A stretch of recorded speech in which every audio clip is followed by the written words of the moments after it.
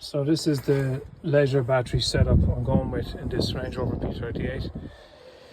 I have a 600 watt power station that we've been using for the last year and a half, and it's grand, but it's old tech, so it takes from 0 to 100%. It takes about 8.5 hours to charge up, and I'm a little bit tired of trying to charge it off.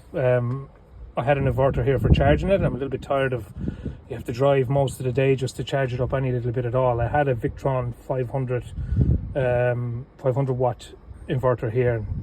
It's just not really suiting our needs.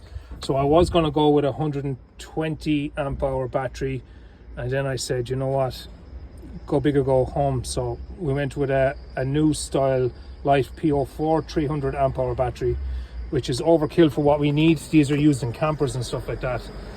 And we have a Victron 1200 watt Phoenix inverter here. So I got all these bits and pieces from Chris Howard at Chris Howard Campers here in Ennis. All the little bits and pieces I have to do a few bits myself, just do the final connections and stuff. This lives above. I have the cables ran all the way up to the front. This is going to live above, near my vehicle battery, so wired into that, wiring my live through that.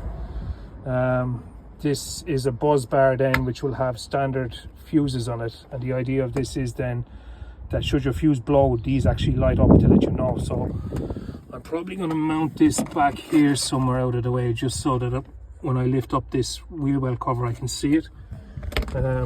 Buzz bar for your negatives. That's a remote. I'm going to wire that.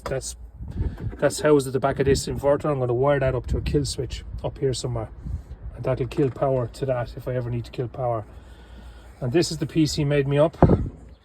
This will sit in here once I have this altered. I need to take a little piece off the end of this so that it sits further back, but this is what it's going to look like.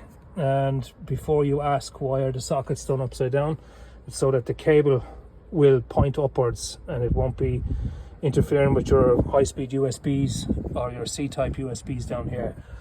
So that's my display. That's going to give me my voltage here across the system, and maybe at some stage I might put another socket over here somewhere, I'm not sure yet, just for awning lights. So yeah, I'll keep you posted on that. I'm going to wire that all in probably Wednesday or Thursday, whenever I get the chance, and we'll have it up and running for our camping trip this weekend.